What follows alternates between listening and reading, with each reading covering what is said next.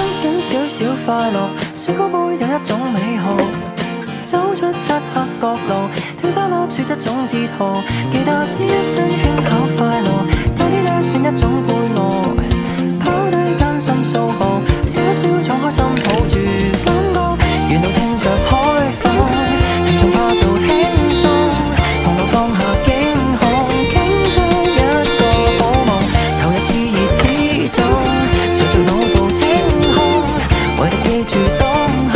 得到一剎感動。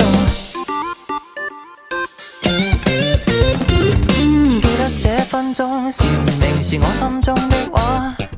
記得當天空晴明是我身邊的他，記得這一刻糊塗是那閃閃煙花，記得當相機咔嚓時我多麼想認住衝，